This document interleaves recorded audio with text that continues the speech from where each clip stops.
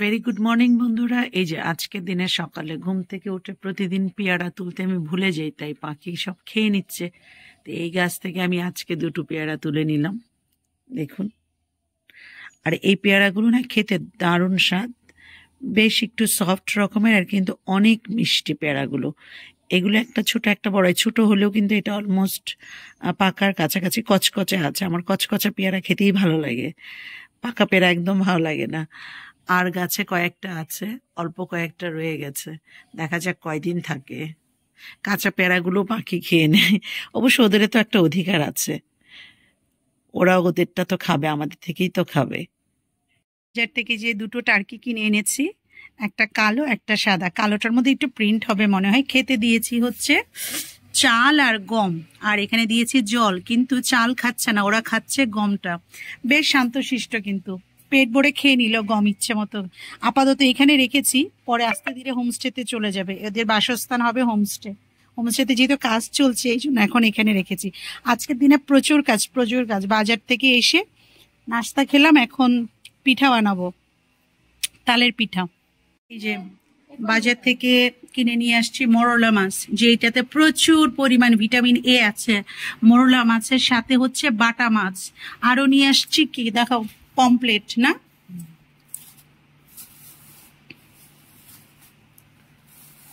এই যে পমপ্লেট নিয়ে আসছি। আরো একটা মজার জিনিস নিয়ে আসছি, সেটা হচ্ছে আমার পছন্দের শুটকি মাছ। কিসের শুটকি ওটা বলো তো? সমুদ্রের। না না না, চিংড়ি শুটকি এনেছি, সাথে এনেছি ছুরি শুটকি। ছুরি শুটকি যেটা সমুদ্রের সি ফিশের, ড্রাই ফিশ, যেটা প্রচুর পরিমাণ ভিটামিন ডি আছে। আর সাবানা মাছ করছে, আর আমি এখন পিঠা বানানোর ব্যবস্থা করছি ছেলে মেয়ের জন্য, ওর বাবার জন্য তালের পিঠা। এই চালের গুঁড়ি নিয়ে আসলাম, 2 কেজি চালের গুঁড়ি নিয়ে আসলাম, 60 রুপিস। আর আমার গমগুলোকে আমি শুকিয়ে এখানে রেখে দিয়েছি ভাঙানোর জন্য, সেটা ভাঙাতে যাব পরে। আর চালের গুঁড়ি দিয়ে আজকের পিঠা হবে। এই যে বন্ধুরা, আজকে একটু আগে বলেছি যে আপনাদেরকে আমি তালের পিঠা বানাবো। আর তালের পিঠা বানানোর জন্য আমি নিয়ে নিয়েছি চালের গুঁড়া।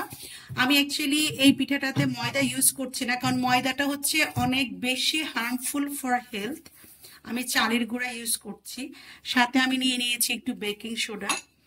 আর এই যে তালটা, তালের পাল্প, যেটা তালের রস, সেটা সাবানার হেল্প নিয়েছি। সাবানা আমাকে এটা তাল থেকে রসটা বের করে দিয়েছে। সেই প্রসেসটা আমি আপনাদেরকে পরে দেখাবো। আর আমি এই রেসিপিটার জন্য আমি চিনি ইউজ করছি না, যেহেতু চিনিটা অস্বাস্থ্যকর। আমি ইউজ করছি গুড়, এবং এই গুড়টাও হচ্ছে তালের গুড়। আর ইউজ করছি প্রয়োজন মতো আপনার নুন। আর ক্রিস্পি হওয়ার জন্য সামান্য পরিমাণ আমি ইউজ করব বেকিং পাউডার। এই আমার ইনগ্রেডিয়েন্ট। আর এইটা গোলাটা তৈরি করার জন্য আমি ইউজ করছি কুসুম গরম জল। আমি এখন জাস্ট ভাজার আগ মুহূর্ত দিয়ে আমি যেটা বলেছিলাম, এই যে বেকিং পাউডারটা একটু মিক্স করে নিচ্ছি, খুব সামান্য পরিমাণ দিব, খুব বেশি না। দিয়ে ভালোভাবে মিক্স করে নিতে হবে। তারপর চুলায় তেলটা এদিকে গরম হতে দিয়েছি, তেলটা গরম হলে তখন তেলের মধ্যে ছেড়ে দিব। আমার এই যে ভেজে রাখবো সেটা আমার রেডি। মাটির হাঁড়িতে রাখছি, একটু ফয়েল পেপার দিয়ে নিচ্ছি, তেলটা যেন না লাগে গায়ে।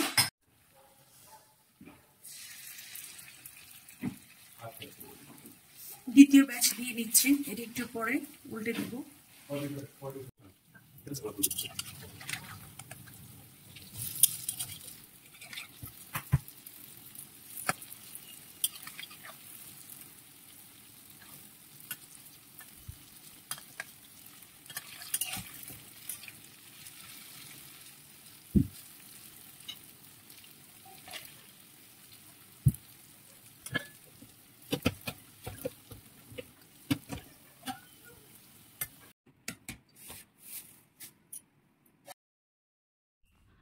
আজকে বাজার করতে গিয়ে বেশ লেট হয়ে গেল।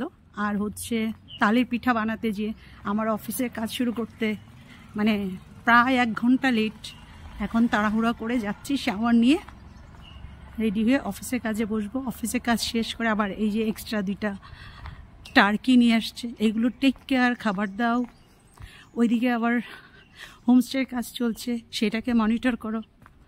সব মিলে আজকে আরেকটা হ্যাকটিক ডে। এই যে এখানে কনস্ট্রাকশন ওয়ার্ক চলছে, এখনো শেষ হয় নাই। এই গাছগুলো, ফুলের গাছগুলো, এই নিয়ে কয়বার বদলাইছেন? 3 বার না?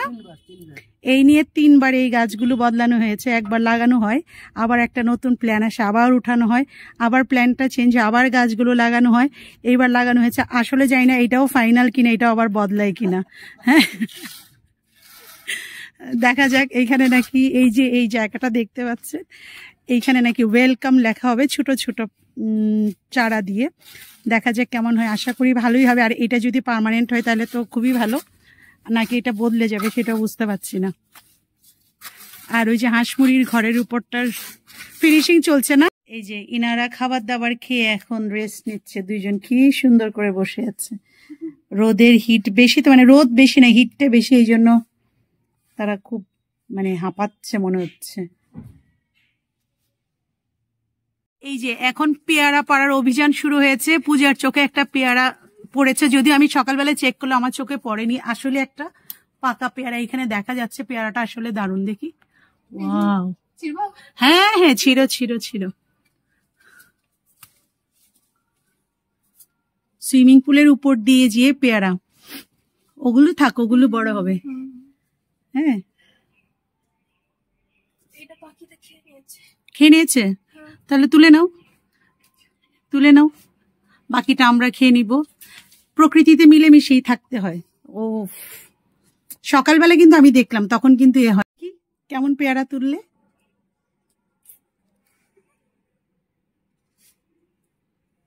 আমার কিন্তু গন্ধরাজ গাছে ফুল ধরা শুরু হয়েছে, প্রথম ফুল এইটা এই সিজনের। আরো অনেকগুলো কলি এসছে। এই যে সুইমিং পুলের উপরে যে গন্ধরাজ গাছটা আছে, সেটা প্রথম ফুল। আপনাদের সবাইকে এই প্রথম গন্ধরাজ ফুলের সুগন্ধের শুভেচ্ছা। আমার ছাদের পার্লার রুমের জন্য টাইলস চলে আসছে অলরেডি। আমরা কি কাজারিয়া, এগুলো কি আছে, কোন কোম্পানির আছে? কাজারিয়া না? কাজারিয়া টাইলস নিয়েছি, যেগুলো অফ হোয়াইট আর হোয়াইট কম্বিনেশন। পরে খুলে আপনাদেরকে দেখাবো। এই যে দেখুন, গেটে কি সুন্দর নীল অপরাজিতা ফুটে আছে। আর এই নীল অপরাজিতা যখন আমি দেখি, আমার স্টুডেন্ট লাইফের খুব সুন্দর স্মৃতি মনে পড়ে যায়। যেই রাস্তাটা দিয়ে যেতাম, সেই রাস্তার একটা 5 তলা বিল্ডিং এর উপরে নিচ থেকে 5 তলা অব্দি উঠেছিল এই নীল অপরাজিতা। অনেক স্মৃতি জড়িত নীল অপরাজিতা। দেখুন এই টার্কিরা, এই রশিটা খুলে দিয়েছি। আমি বাধাই চেয়েছিলাম, কিন্তু খুলে দেয়া হয়েছে যে তারা যাবে না। কিন্তু পূজা আসলো, পূজা এসে দেখে টার্কি হচ্ছে পুরা এই ওয়ালের উপর উঠে বসে আছে। বাইরে গেলেই তো কুকুর ওকে একদম হালাল করে দিত। তা এখন কাজ হচ্ছে এটাকে দৌড়ে বাঁধতে হবে, একটার পায়ের সাথে আরেকটার পা বাঁধতে হবে যেন যেতে না পারে।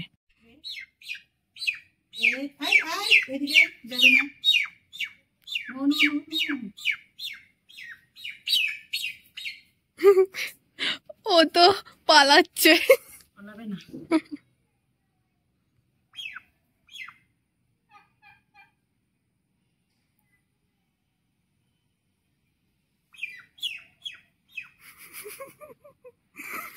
ট্যালেন্টেড, সব কাজ পারে ম্যাম। তুমি কোথায় যাও? এবার ওটাকে ধরি। এদিকে এদিকে আসুন, আপনি চলে আসেন। আসো বেবি আসো।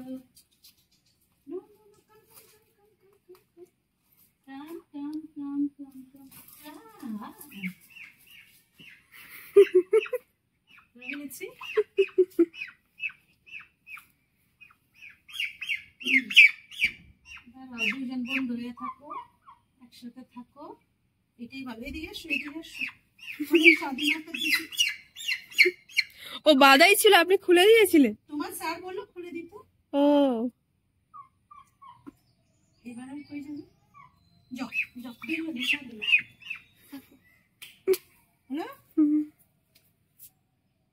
ছোলা বাটারা বানাতে হবে, রোশনের বাইনা, সেই জন্য জলটা একটু কুসুম গরম করে নিচ্ছি। এই কুসুম গরম জলের মধ্যে দিয়ে দিব হচ্ছে এই ডাবলিটা। ভালোভাবে সিদ্ধ হওয়ার জন্য এই যে ছোলাটা দিলাম, ছোলা ঠিক না, ডাবলিটা দিলাম। এবং আমি কিছুটা বেকিং সোডা দিয়ে দিচ্ছি, বেকিং সোডা যেন একটু তাড়াতাড়ি করে এটা নরম হয়ে যায়। তারপর আমি এটা প্রেসার কুকারে দিয়ে সিদ্ধ করে নিই। আমি এই যে ডাবলিটার মধ্যে হচ্ছে আমি জল দিয়ে দিয়েছি আর এখন পরিমাণ মতো লবণ দিয়ে দিচ্ছি। লবণ দিয়ে আমি এটাকে এখন সিদ্ধতে বসিয়ে দিব। এই যে প্রেসার কুকারে দিয়ে দিলাম, আমি এটা 4 থেকে 5টা সিটি দিব, তারপর নামিয়ে নিব।